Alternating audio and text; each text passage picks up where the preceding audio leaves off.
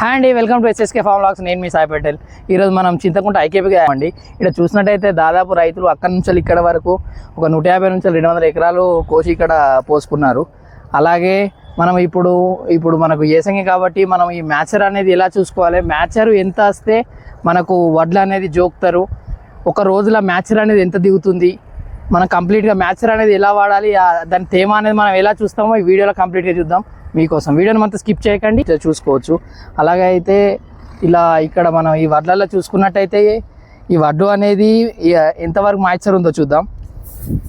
ఇప్పుడు దాదాపు మనం కిందికి వెళ్ళి అంటే కింది పరద మీద ఉన్న వడ్లు తీసుకోవాలండి. ఎందుకంటే మీద ఉన్న ఎండగొట్టిన వడ్లు మనం పోసుకున్నట్టయితే అది కంపల్సరీ మ్యాచర్ అవుతుంది. కింది చూసుకోవాలి, అట్లయితే మనకు కరెక్ట్గా తెలుస్తుంది. మీది చూసి మ్యాచర్ వచ్చిందని అంటే అది మనకు పొరపాటు అవుతుంది. ఇది చూసుకున్నట్టయితే ఇది మాయిశ్చర్ అనేది 1 2 3 4 అంటే 8 నెంబర్ దాకా ఉంటాయండి. ఇప్పుడు మనం ఫిట్ చేసి పెట్టుకున్న నెంబర్ అయితే వడ్లు పోసుకున్నాక 2 అనేది ఒత్తుకోవాలి. చూడండి, ఈ వడ్లు చూసిన వరకు అయితే 22 వస్తుంది. అంటే ఈ కుప్ప అనేది 22 మాయిశ్చర్ ఉంది.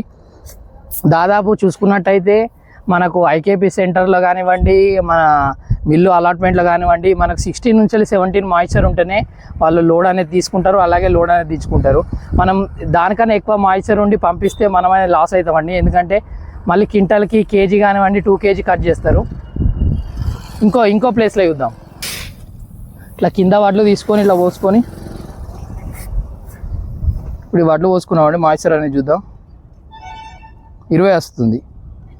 ఇంకో ఎడ్జుకి చూద్దాం.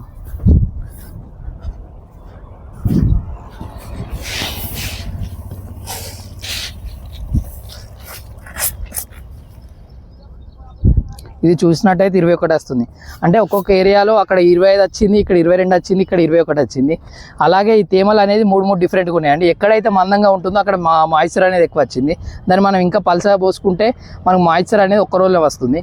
ఈ ఒక్క కుప్ప కాకుండా వేరే ఇంకో రైతు కుప్పని కూడా చూద్దాం.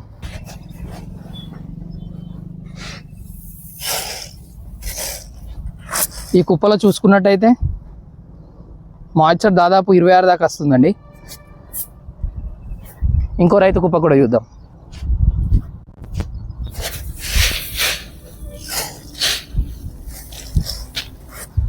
ఇంకో రైతు కుప్ప చూసుకున్నట్టయితే దాదాపు 27 వస్తుంది. ఇది ఒక 2 రోజులు ఎండితే కానీ దాదాపు 2 రోజులు ఎండితే కానీ రాలేని పరిస్థితి. అలాగే ఎప్పుడు కానీ ఈ మాయిశ్చర్ అనేది కరెక్ట్ చూసుకున్నట్టయితే ఈ ఏసంగిలో మనకు దాదాపు ఒక్క రోజు 4 నుంచి 5 తేమ దిగుతుందండి, కంప్లీట్గా పలసగా నేర్పుకుంటే. ఈ మాయిశ్చర్ అనేది ఇలా చూసుకోవాలండి. ఇలాంటి మరెన్నో రైతులకు ఉపయోగపడే వీడియోల కోసం నా ఛానల్ని సబ్స్క్రైబ్ చేయకపోతే వెంటనే సబ్స్క్రైబ్ చేయండి, లైక్ చేయండి, షేర్ చేయండి. Thank you. నేను మీ సాయి పటేల్.